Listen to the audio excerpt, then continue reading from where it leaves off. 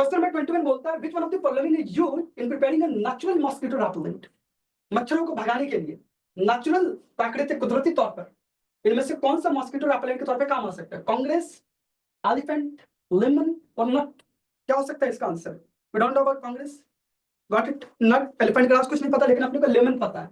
Lemon हमारे घर के किचन में पाई जाने वाली बड़ी ही कॉमन, बहुत ही आसानी से अवेलेबल चीज है, राइट। अगर आपको लेमन की बेसिक फीचर्स पता है कि लेमन का यूज क्या है, गॉट इट, तब भी आपको आंसर मिल जाएगा। लेमन के क्या यूज है? मल्टीपल यूज होते हैं इसके, राइट। जिन लोगों ने अपने घरों में ग्रैंड मदर के साथ में टाइम स्पेंड किया है, you people are so fortunate. बहुत सारे राज तो आपको वहीं पर पता चल जाते हैं, राइट। हमारे किचन में कितनी बीमारियों का इलाज है पता है आपको? जैसे टर्मरिक हो गया, राइट, बिल्कुल। तो अगर आपको इन चारों में से किसी एक के साथ गेस करना हो, गॉट इट, तो किसके साथ जाना पसंद करेंगे आप? लेमन के साथ, राइट एवरीबॉडी, क्योंकि लेमन के कैरेक्टरिस्टिक्स ही ऐसे होते हैं, फाइन।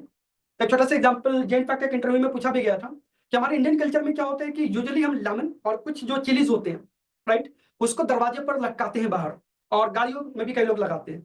ओके, तो आज के लोगों को लगता है कि ऐसा हम इस वजह से करते हैं क्योंकि इससे बुरी नजर नहीं लगेगी, बैड आइज, है ना, उस तरह का कुछ नहीं लगेगा, फाइन। बट एक्चुअल रीजन क्या है उसका? उसका एक साइंटिफिक रीजन भी है, पता है आपको क्या है उसका साइंटिफिक रीजन? उससे एक्चुअल में जो इंसेक्ट्स होते हैं, कीड़े मकोड़े होते हैं, गॉट इट, छोटे छोटे, वो घरों के अंदर नहीं आते। अगर आप घर के बाहर दरवाजे पे लगा देते हो लेमन और चिलीज को, तो आपके घर में इंसेक्ट नहीं आएगा।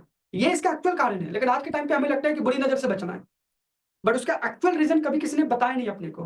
तो नेचर में सारी चीजें लॉजिकल होती है, नेचर काम करता है लॉजिक से, राइट। चलो एनीवे, अगेन ये हाईली सब्जेक्टिव है, राइट। इसमें से अगर आप 10 स्टूडेंट हो क्लास में, तो जरूरी नहीं कि 10 के 10 इसको करेक्ट कर दें, not at all. Okay, that's why किसी का 140 स्कोर आएगा, किसी का 110 आएगा, किसी का 100 आएगा, और किसी का बिल्कुल कट ऑफ के पास आएगा। 96 कट ऑफ गई तो 96 आएगा, 97 आएगा, रियली डजंट मैटर।